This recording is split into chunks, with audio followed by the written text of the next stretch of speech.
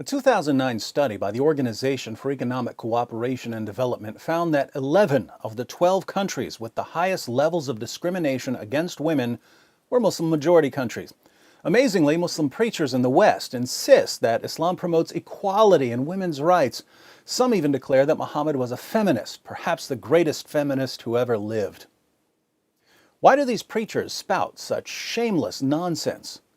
They preach it because they know that there's a general atmosphere of ignorance about Islam and that they can say whatever they want since there's no one to correct them. I suggest that the first step on the path to reducing the gender gap in Muslim countries is an informed population of free people who will not fall for false claims about Islam and who can therefore draw attention to the real source of the problem. With this in mind, I present 3 Quran verses every woman should know.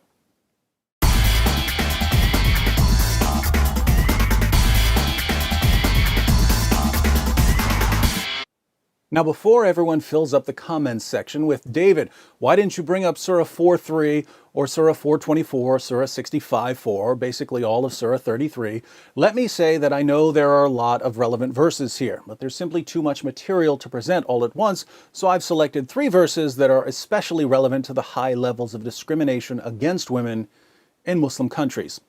First, Surah 2, verse 282 of the Quran is an outrageously long verse dealing with contracts.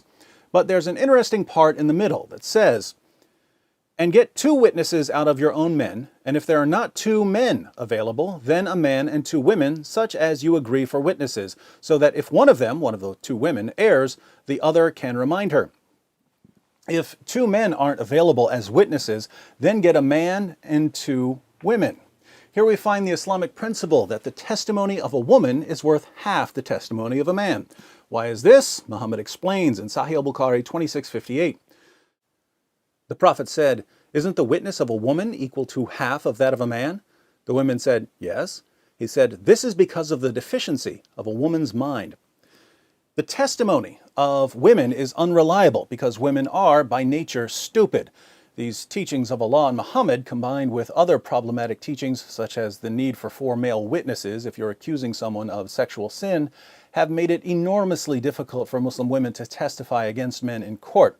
According to the New York Times, human rights workers have noted that as many as half of the women who report being raped in Pakistan are charged with adultery. Second, in Surah 2, verse 223, Allah says, "Your wives are a tilth for you, so go to your tilth when or how you will."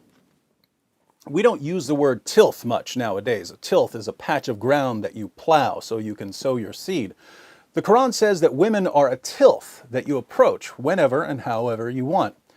The historical background to this verse, according to Sunan Abu Dawud 2158 and 2159, which you can read by clicking the link in the description box, is that when Muslims moved to Medina, they began marrying women from Medina, and the women of Medina didn't want to have sex in certain positions. One woman told her husband not to come near her if he wanted sex in these positions. Let's read what happened. This tribe of the Quraysh, that was Muhammad's tribe, used to uncover their women intensely and seek pleasure with them from in front and behind and laying them on their backs. When the Muhajirun, the Muslim immigrants, came to Medina, a man married a woman of the Ansar. He began to do the same kind of action with her, but she disliked it and said to him, "We were approached on one side, i.e. lying on our backs. Do it so, otherwise keep away from me." This matter of theirs spread widely, and it reached the Apostle of Allah. So Allah, the Exalted, sent down the Quranic verse, "Your wives are a tilth to you, so come to your tilth however you will," i.e. from in front, from behind, or lying on the back. So a woman says, "I refuse to have sex in these positions."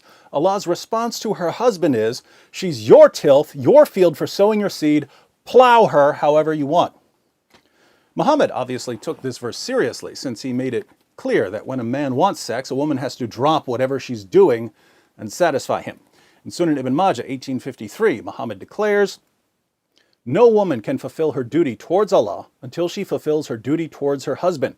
If he asks her for intimacy, even if she is on her camel saddle, she should not refuse."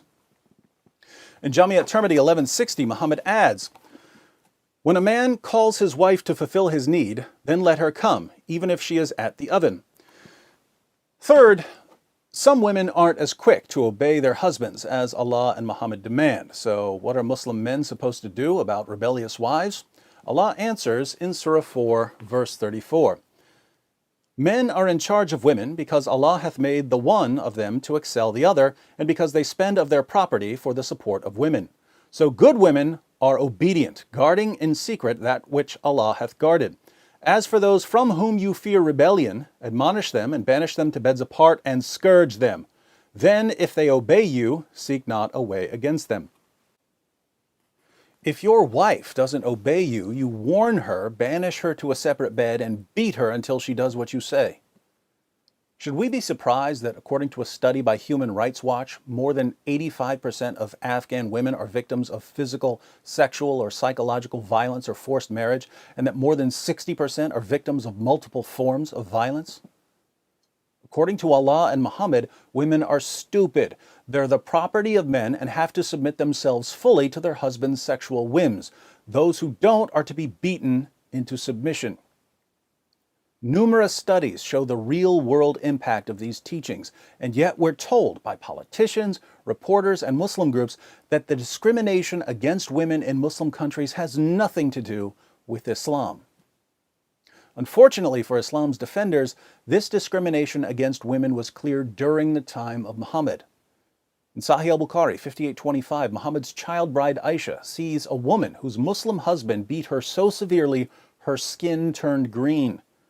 Aisha takes the woman to Muhammad and says, "I have not seen any woman suffering as much as the believing women. Look, her skin is greener than her clothes."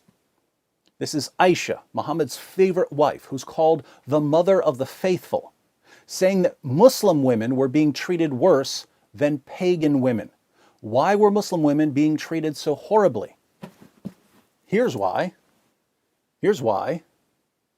And if you're expecting Muhammad to punish the man who beat his wife until her skin turned green, you haven't been listening. Muhammad rebuked the woman for being a bad wife.